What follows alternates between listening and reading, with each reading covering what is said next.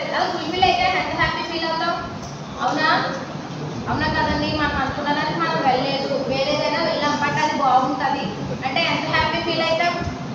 Okay, success సాధిస్తే feel అవ్వకుండా happy feel అవ్వకుండా ఉంటారు ఏంటి కదా? చక్కగా మనం అనుకున్నది రీచ్ అయితే, అనుకున్న గోల్ రీచ్ అయితే, అది ఫుల్ఫిల్ అయితే కంప్లీట్గా హ్యాపీగా ఫీల్ అవుతాం. మన ఫ్యామిలీ హ్యాపీగా ఫీల్ అవుతాం, పర్సనల్గా సెల్ఫ్గా మనం హ్యాపీ ఫీల్ అవుతాము. అవునా కదా? కొన్ని డేస్ తర్వాత మన ఫ్యాకల్టీస్ వాళ్ళని చిన్నప్పుడు స్కూల్ టీచర్స్ వాళ్ళు కూడా కలిస్తే ఏం చేస్తున్నారని అడిగితే పలానా జాబ్ చేస్తామంటే వాళ్ళు ఎంత హ్యాపీ ఫీల్ అవుతారు కదా? అవునా కదా? సక్సెస్ సాధించడం. Next point fourth, main fourth point, promote psychological wellbeing, mental health.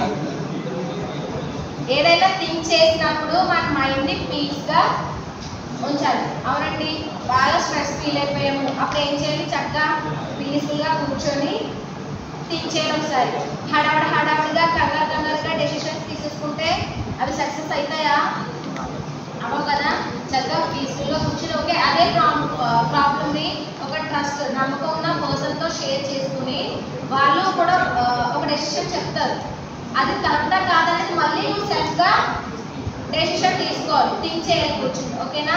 పీస్ఫుల్గా మన మైండ్ని పీస్గా ఉంచాలి, అప్పుడే డెసిషన్ అనేది తీసుకోవాలి. అవునండి, బాగా మంచి కోపంలో ఉంటారు ఒక్కొక్కరు, ఏదో ఒక వర్క్లో వేరే వర్క్లో ఉంటారు, బట్ ఇక్కడ అనుకున్నది కూడా వేరే కంప్లీట్ చేసేస్తారు. అది సక్సెస్ అవుతుందా? అయితే ఒకవేళ చేసేస్తామండి, అది ఫ్యూచర్లో కూడా బాగుంటుందా?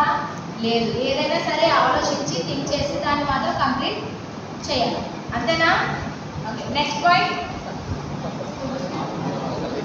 Work life balance. ఒక వర్క్ చేయడానికి మనం దేనికోసం ఆశిస్తాం? మెయిన్గా శాలరీ, మనీ కోసం. ఓకేనా? మన వెనకాల మన పేరెంట్స్ వాళ్ళు ఉంటారు. ఓకే, ప్రతిదీ కూడా బ్యాలెన్స్ చేసుకుంటూ వర్క్ని ఇటు స్ట్రెంగ్త్ వీక్నెస్, ఒకవైపు బలం ఉంటుంది, బలహీనత ఉంటుంది, బట్ రెండో వచ్చాయని చెప్పి డౌన్ అయిపోకూడదు. అవునా? ప్రతిదాన్ని కూడా మన లైఫ్ బ్యాలెన్స్ చేసుకుంటూ ముందుకి, ఎందుకంటే మనకు అది అవసరం. వేరే వచ్చినా అది దాన్ని మనం సక్సెస్ అవ్వాలి కాబట్టి వేరే దానికి మనం వెళ్ళాం, బట్ అది మాత్రం మనం కంప్లీట్ చేయాలి. ఎందుకంటే ఆ పాయింట్స్ మనం ముందు ఆలోచించాలి కాబట్టి. ఏం చెప్పుకున్నా దాని ముందు పాయింట్స్ చక్కగా థింక్ చేయాలి, పీస్ఫుల్గా కూర్చుని అప్పుడే ఏ డెసిషన్ తీసుకోవాలో అర్థమవుతుంది. కంగారు తీసుకుంటే ఏది కూడా సక్సెస్ అవుతుంది. సో ప్రతిదీ కూడా మన లైఫ్ బ్యాలెన్స్ చేసుకుంటూ కంప్లీట్ చేయాలి. ఓకేనా? నెక్స్ట్ పాయింట్, ఎకనామిక్ స్టెబిలిటీ, అందులో ఎంప్లాయ్మెంట్. ఇప్పుడే కదా చెప్పుకున్నాం మనం, ఏదైనా మనీ కోసమే మనం వర్క్ చేస్తాం.